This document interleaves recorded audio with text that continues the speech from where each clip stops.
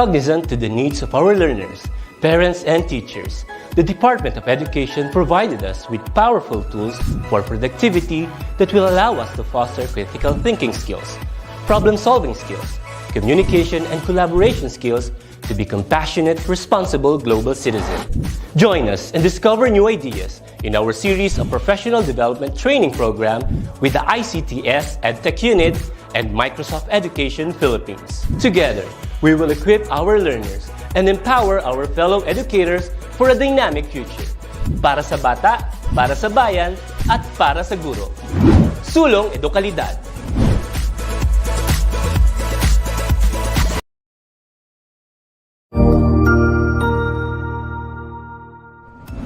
Magandang araw, Sir Wilbur po, at your service.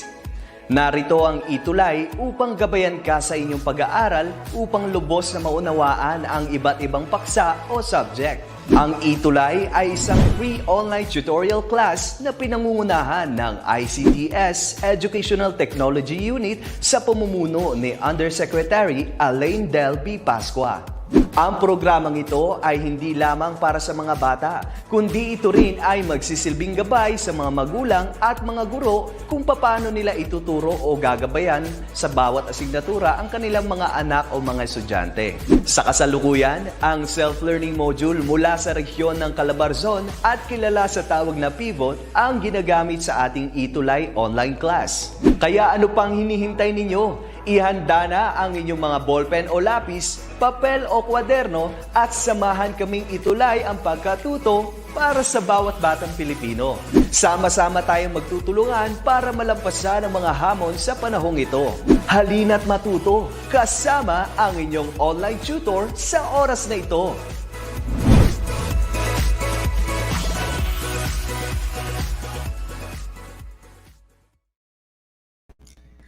Hi everyone, good afternoon. It is a Tuesday and it's definitely time for English for academic and professional purposes. With me, this is your tutor today. This is Tutor Nova and I will be with you from 4 o'clock in the afternoon down until 4:40 in the afternoon today. I hope everybody's been really having a great day since it is a Tuesday today. And again, we will be together from 4 o'clock down until 4:40 today. So we'll have a 40-minute class for today and I hope you will be with me and will be engaging and participating in the class today by giving your answers or comments on the comment section down below this video. Okay. So everyone, senior high school students, this is English for academic and professional purposes. This is quarter 3 of week number 4.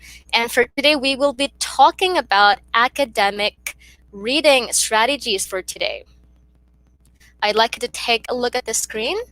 Okay, so last time we actually talked about language used in academic writing, which is our topic during the week number 3 for this subject. Now, I'd like to really check if you still remember the things that we discussed last time. Just, a little bit of a review time. And this will be really quick. And this is our directions today. So choose the word that best answers the given questions and write the letter of your answers on the comment section. I'd love to hear your thoughts. So please help me with this. Okay. Now, I hope you can see it on your screen, but let me read it for you. So here is our number 1 question. So as long as you know your tutor, you don't need to use a formal style of writing. It's good to be friendly. What will be the answer for number 1? Is it letter A? Some tutors like you to be formal, but some don't mind as long as you do the work. Or letter B? You only need to be formal in exams, not regular course work. Or is it letter C? It's good to be friendly, but always use formal English when you write assignments. Or perhaps it's letter D.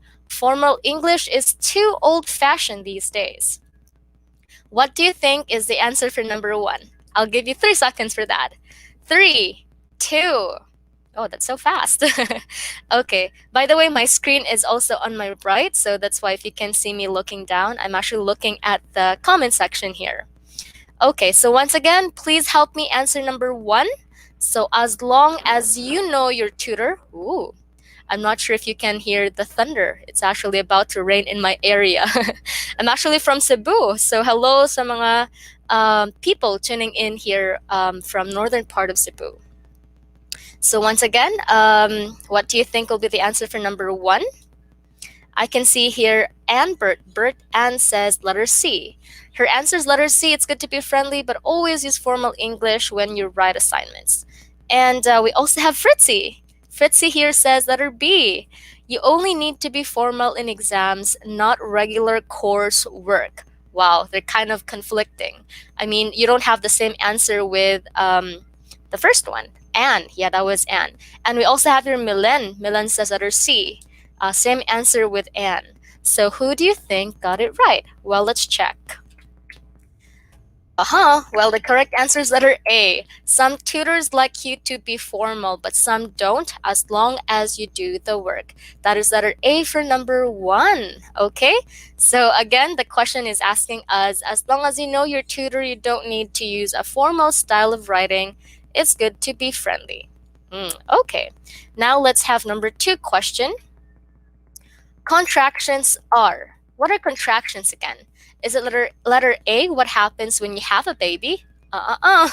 Letter B, when someone says the opposite to you.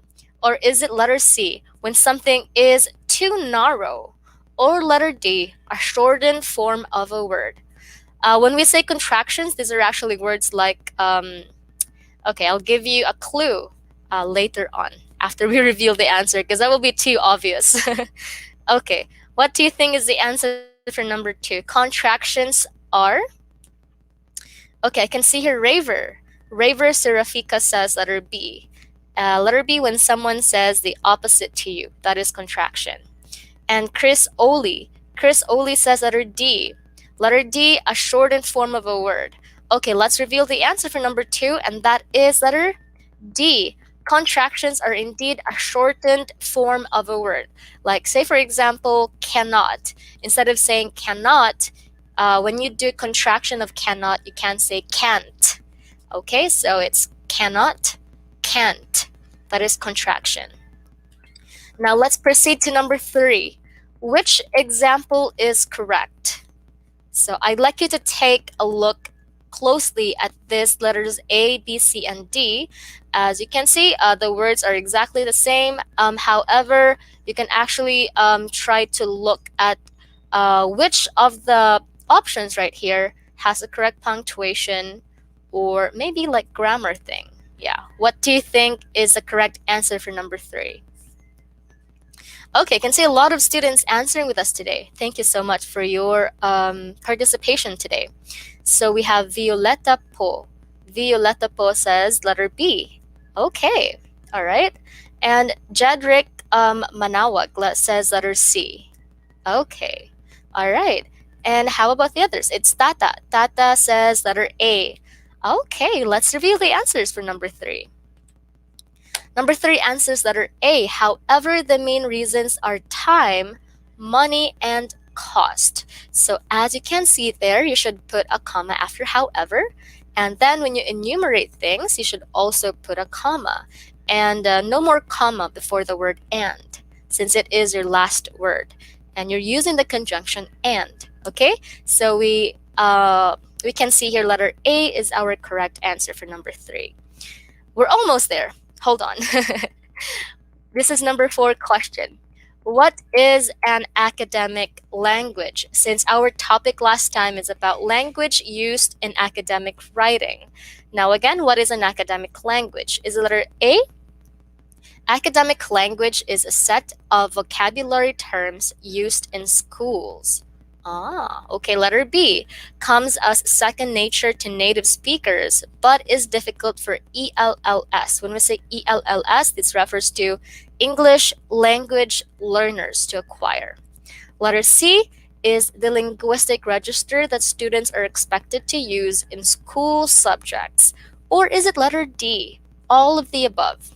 Oh, it's a bit of a typo. It's letter D actually. It's ABCD. Okay. What do you think is the correct answer for number 4? academic language is...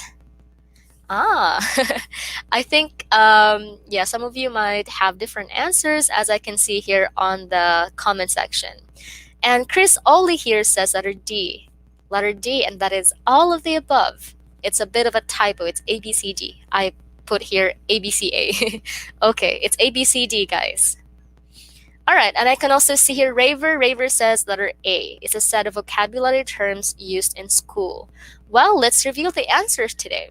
Number 4 answer is letter D. It's all of the above. That's right. So all of the options from A to letter C is actually describing what academic language is. Okay? Oh, you forgot, huh? Okay. Now let's have number 5. When do you use formal language? Is it letter A, in an academic essay? Is it letter B, when you talk to a friend? Or is it letter C, when you write a text message? Or is it letter D, in sending emails? Okay, timer starts now. When do you use formal language? Okay, I can see a lot of answers here. Great. Okay, Tata says letter A, in an academic essay. And how about the others? Do you have the same answers with Tata here? Okay, sorry if I'm somehow mispronouncing your names. I'm not sure if it's Tata or Tata. Okay. And we also got here Fritzy. Hi, Fritzy. And hi also to Mamfe. Okay, Fritzy here says letter C. It's when you write a text message. And the others here says letter D. It's in sending emails. Okay, so we use formal language when we actually A, in an academic essay. That's why when you do academic writing or academic text, you can actually determine, or you can actually point out that they are actually using formal language. Well, basically, we also use formal language in sending emails, but some of the, that's actually kind of what we call the business or the technical, okay? So that is in sending emails. However, the answer to this number 5 is we use formal language in an academic essay. All right. Now, since we are done with our review questions here, we only got 5 questions. So how many answers did you guess right? Okay. Oh, okay, great. All right. So how many answers did you get correctly? Did you have a perfect score today? I hope everybody got a perfect score. That's 5 over 5. That only means to say that you actually remember the things that we learned last time during our week number 3. Now, for today, welcome to our week number 4. This is academic reading strategies. So as you can see, the guy right there is someone that is really into reading. And as you can see, although lights off na, did you ever do this when you were younger or even right now? Like you are actually in the middle of finishing a book, but then suddenly maybe your parents turn off the lights because it's bedtime, but there you are using a flashlight or your phone just trying to finish the whole book because you feel like if you can't finish it, you can't really have a good sleep because you're wondering what will be the ending. Or even when you read academic books and you're in the middle of really, you're hooked with the academic text you are reading, and it's almost bedtime, but you wanted to finish everything, so you did this, like using a flashlight or even your phones. Okay, now for today, our learning competency is uses knowledge of text structure to glean the information he or she needs. And your objective today, our objective at the end of the lesson, you're expected to identify the different reading strategies as tool in academic writing, as well as evaluate one's purpose for reading and uses knowledge of text structure, and to glean information he or she needs. Okay. Now, we will move on to our next slide. So what we got here is about formal language and informal language. So formal language and informal language are associated with particular choices of grammar and vocabulary. Like, say, for example, when we use formal language, there are actually certain words that fall under a certain structure that you can actually use to make your writing fit for a formal language. There are actually vocabularies under that. And there are also certain structures or vocabularies you can actually make into category that you can make it seem like it's informal. Like, say for example, when you ask your friend, like, do you want to hang out? It's very informal, right? So when you wanted to really convert it to a formal language, you can perhaps ask, I would like to invite you for a dinner tonight. So that's a formal and a formal language. However, contractions, relative clauses without a relative pronoun and ellipses are more common in informal language. All right, so there we go. So as what we have discussed last time, it's not really encouraged to use contractions when you do academic writing or academic texts, because that will fall under the informal language. Okay, now I can see, or I can have here, or what do we have here is that we actually got two sentences right here. So which one is acceptable in academic writing? So we have number one sentence, she has decided to accept the job. Or number two, she's decided to accept the job. Which one is acceptable in academic writing? Is it number one or number two? Yeah, what do you think is the answer to this? Okay, which one is acceptable in academic writing? Right, okay, I can see here a lot of great answers on the chat box. Okay, now let's reveal the answer for today. Well, the answer is number one. Number one is the sentence that is acceptable in academic writing, because as you can see, number two, the one highlighted in color red, is using contraction. And contraction is a big no-no when we do academic writing. So therefore, number one, she has decided to accept the job, is definitely the one that is acceptable in academic writing. Always remember that, okay? Now, in a scale of 1 to 10, do you enjoy reading books? Can you please tell me so that I can have an overview of who my students are today? In a scale of 1 to 10, do you enjoy reading books? How often do you read books, my dear students? Do you enjoy reading books? Oh, I can see a lot of answers or a lot of responses on the chat box. And Rosemary says 10. Wow, she enjoys reading so much. That's fantastic. And Sherry also says here 10. She also enjoys reading. I think same with the girl here wearing purple t-shirt. She seems really happy while reading a book. That's great. And the other says 5. Oh, just like in the middle, like neutral. A little bit of enjoyment and sometimes not enjoying. Okay, that's a 5. That's all right. Well, how about this next question? Why do you love to read? Can you tell me like just a brief description?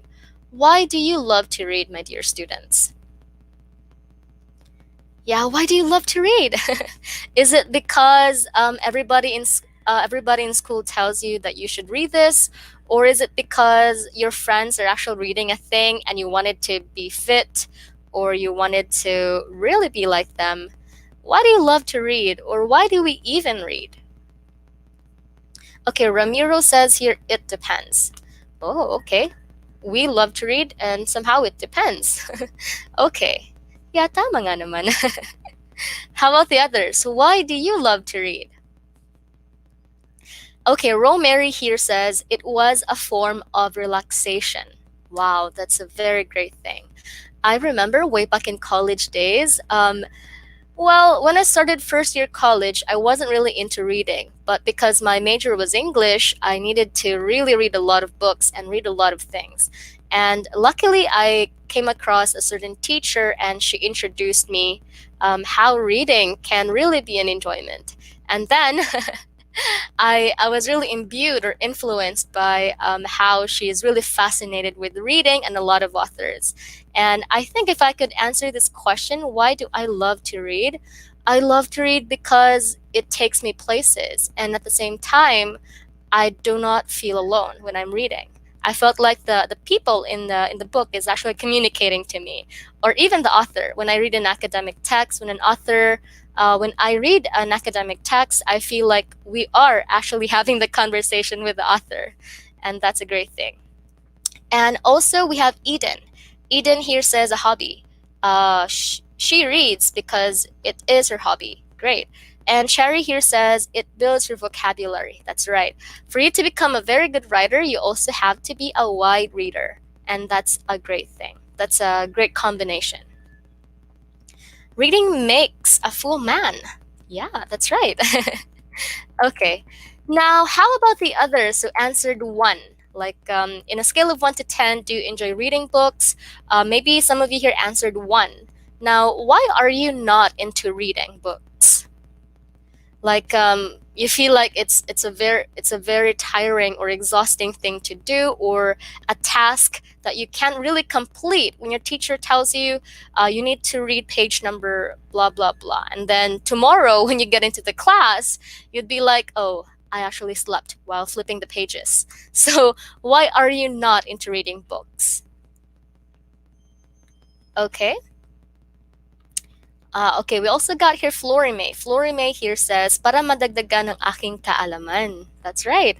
Of course, we learn new things, and we learn a lot of great knowledge when we read. And even from reading academic text, it could actually help us. It is a key when you wanted to also write your own academic writing. Okay, Vilma Azarcon. Why are you not into reading books? She says, nakakaantok kasi.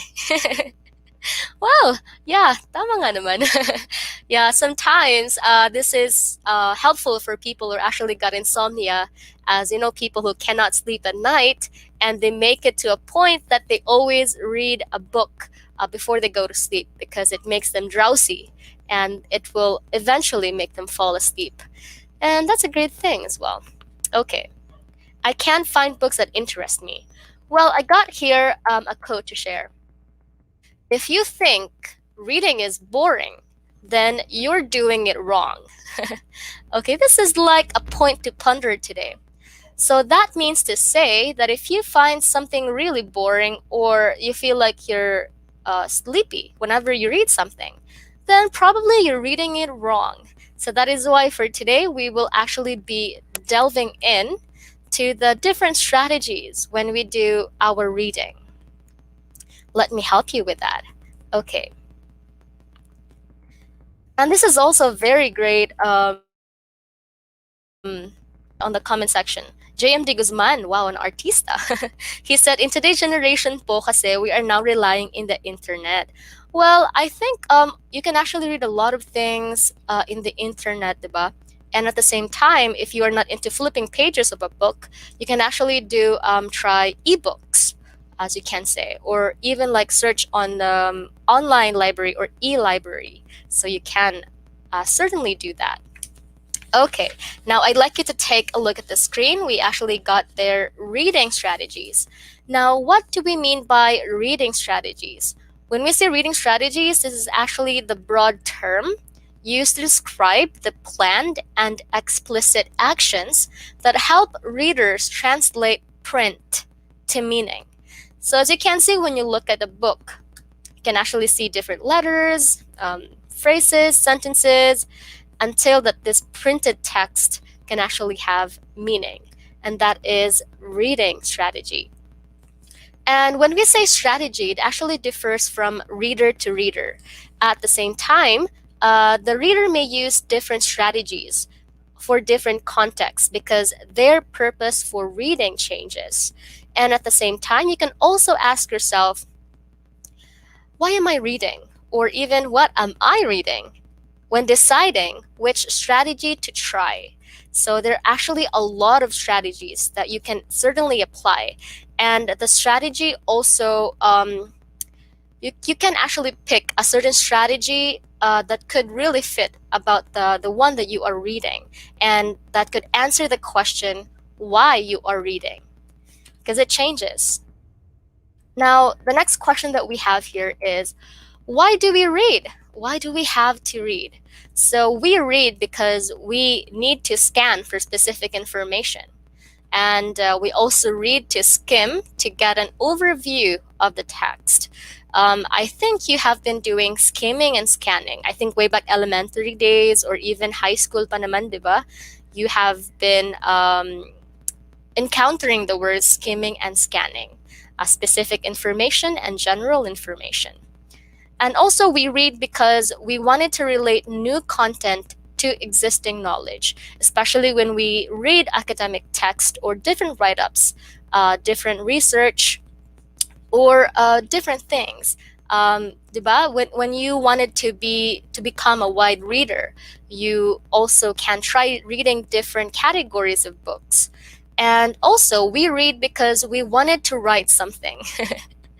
I remember back in high school days, when you were tasked to write for an essay and you're not really into writing, you feel, well, as for my part, I find writing a little bit tiring because it requires a lot of thinking, it requires a lot of time, it requires you to really overview what you have written just to make sure everything is perfectly good before you pass it to your teacher. That's why I really prefer speaking more than writing. And I have to say that was really not a great thing. And I think what I find writing a difficult task is because I wasn't really fond of reading way back high school days.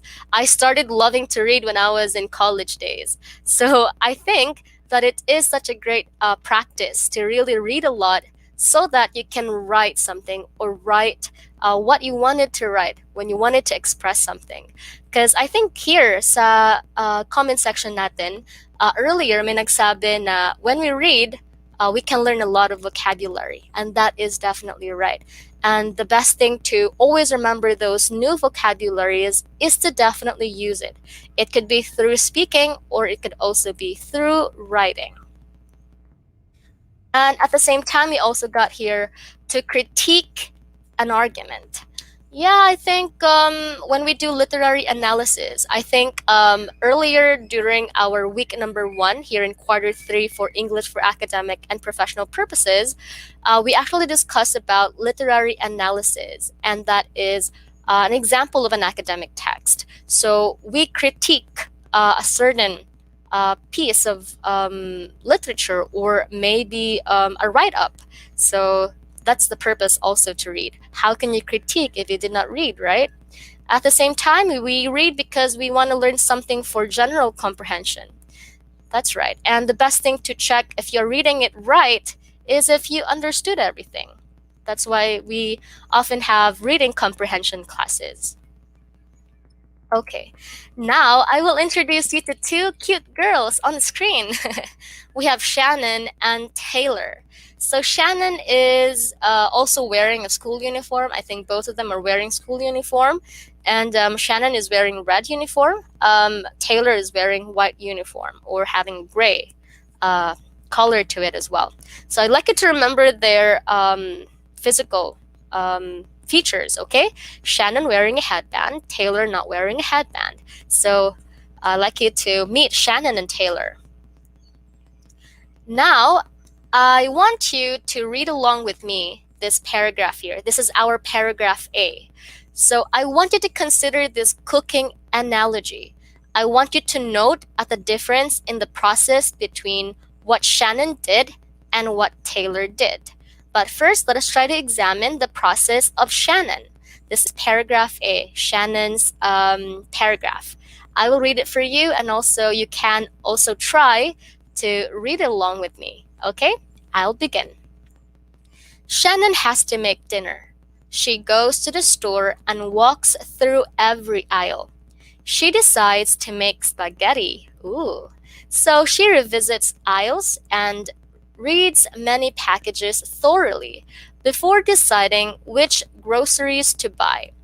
Once she arrives home, she finds a recipe for spaghetti, but needs to go back to the store for ingredients she forgot. Ooh, so Shannon is a bit forgetful. Okay, so remember, this is Shannon, okay? And this is what we have read about Shannon.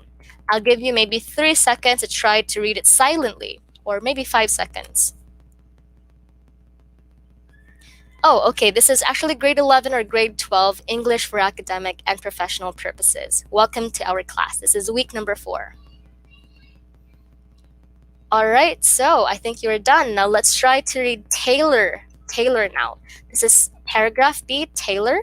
And again, this is who Taylor is, the one with a peace sign.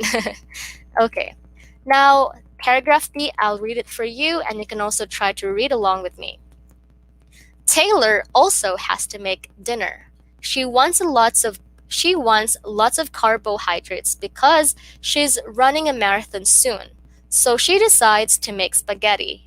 After checking some recipes, she makes a list of ingredients. At the grocery store, she skims aisles to find her ingredients and chooses products that meet her diet. So that's it. That is about Taylor. Again, Taylor is actually the one with a peace sign. So this is now our question. Na-reveal ko ata, sana hindi nyo nakita. Okay, now our question is, since we are done reading about Shannon and Taylor, now which paragraph do you think is clearer? Like clear in a way that the process that she took is actually making sense, or the process is not really confusing. So which paragraph do you think is clearer? Is it Shannon or Taylor? Again, this is noting a process. This is a cooking analogy. Okay, we have an answer here on the chat box, and it's Florime. Florime Magtanong says, Taylor. Swift? Okay, Taylor. Taylor is her answer. How about the others? This is Taylor's paragraph, by the way. Okay. Oh, a lot of Taylor. And also Rosemary says Taylor. Oh, now let's reveal the answer. Now, which paragraph is clearer? It is Taylor. Taylor's process was more efficient because her purpose was definitely clear. And at the same time, she was also establishing why she wanted to go to check for ingredients and what she wanted to really cook. At the same time, she did not forget anything. And that's a good one. Okay, great answers. It's Taylor. Now, we will actually be knowing strategies before reading. Oh, okay. So teacher, meron palang dapat gawin before simulang magbasa. And that is what we will learn today. The things or the strategies that you can use before reading. Okay, so before reading, you need to establish your purpose of reading. Of course, you need to ask yourself, why am I reading? And what am I reading for? You need to establish that. Perhaps if you are writing for a research paper, you need to establish the purpose, why you are reading different types of research from other people or from past research. So you need to really know the purpose, why you are reading. And next is, before reading, you need to speculate about the author's purpose of writing. So that is why somehow sa mga books may mga what we call the prologue. At the same time, I think even sa research papers, you can actually see the rationale. You can actually try to really get to know more about the reason or the purpose of the author, why she made the study or why he made the study. And at the same time, when we definitely read for poems and somehow you're kind of intrigued why the write-up was like that. And the key to that is actually knowing who the author is, because somehow the poem could actually be echoing who the author is, maybe a past experience in his life or her life. So it's really important to actually know at the same time the author's purpose for writing. And when you get to know who the author is, you can then speculate, oh, why is he writing like this? What's his purpose of writing this? So you can certainly do that. At the same time, you also need to review what you already know and want to learn more about the topic. And I think these questions are pretty common, especially before reading. Like maybe if you are reading for something you already know. So of course, it's like reiterating what you already understood, but it's also a great thing that you also are open to learning more about that topic, although you already have an idea about what the topic is about.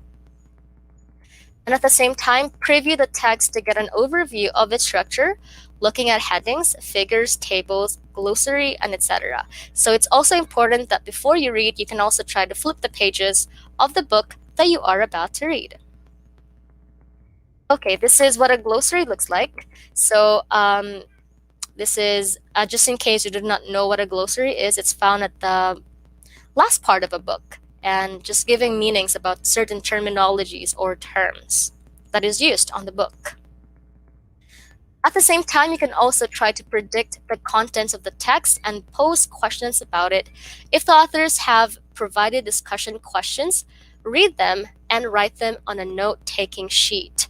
I think even some modules new right now, there's actually a lot of discussion questions that you need not to skip, because these are actually kind of questions that really activates your HOTS or your higher order thinking skills. And that's such a great way to really step up the game when you read something. This is very applicable, especially now in the new normal, that we are actually depending on printed modules or even the digital modules right now.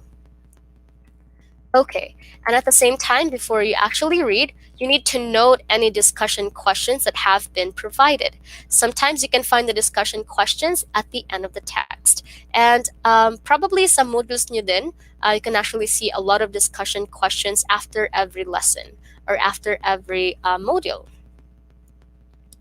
Okay, now let's also try to touch the strategies that you can try to do during the reading process.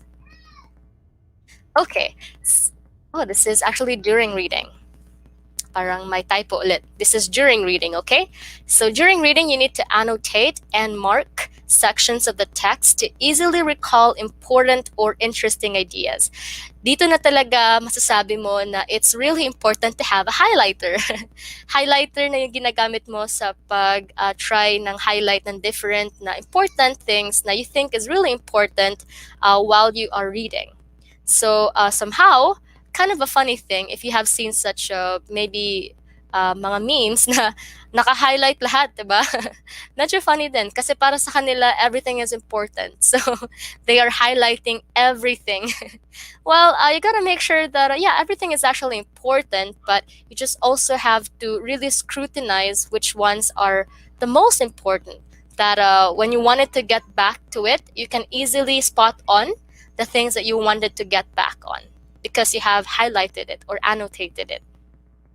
So the power of annotating. Annotating is when readers make notes and flag or highlight important details while they are reading. So this is an example of annotation. So as you can see, diba? Especially now, may mga modules tayo. So perhaps you have been doing this, so you are annotating, just in case you wanted to really look back or maybe put emphasis on a certain part of what you are reading. Okay, and at the same time, during reading, you need to check your predictions and find answers to pose questions. Diba, may mga questions na that will really activate our divergent thinking. And at the same time, while we were reading, we are kind of also battling a lot of ideas in our heads. And I think you are actually doing this, naman. You're practicing this one too.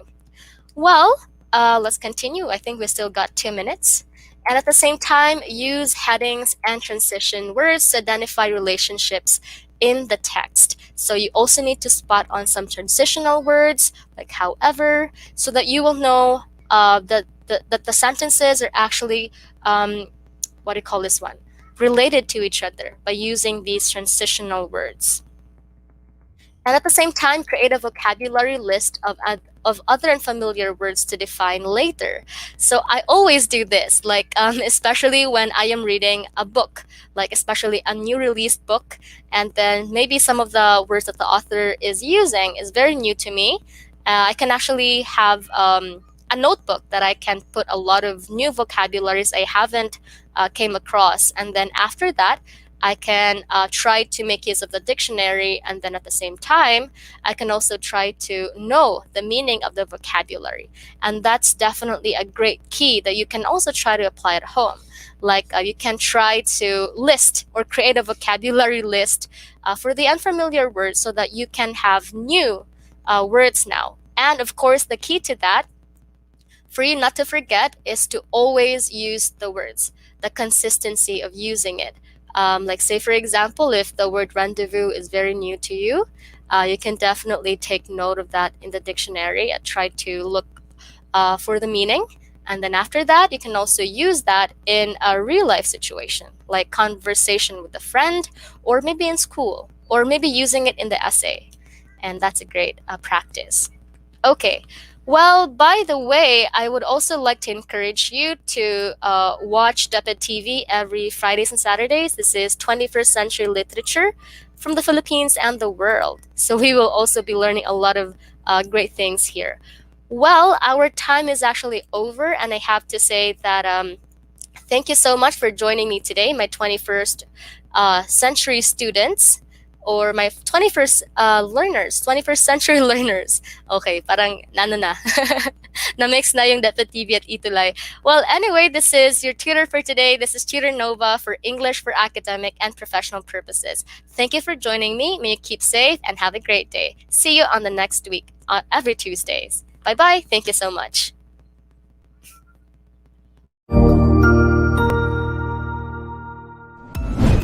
Sigurado ako na marami ka na namang natutuhan sa ating ETUlay tutorial session ngayong araw.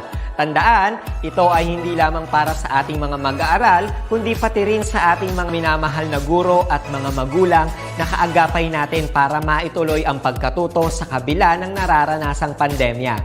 Patuloy ding sumubaybay sa DepEd TV para sa mga araling ginawang video episodes. Mapapanood ito mula Lunes hanggang Sabado, alas 7 ng umaga hanggang alas 7 ng gabi sa inyong mga telebisyon.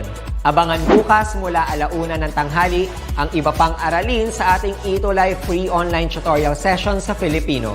I-like and subscribe at manatiling nakasubaybay sa ating ETUlay tutorial session sa DepEd Edtech Unit FB page at Educational Technology Unit channel sa YouTube at sa DepEd Tayo at DepEd Philippines social media accounts.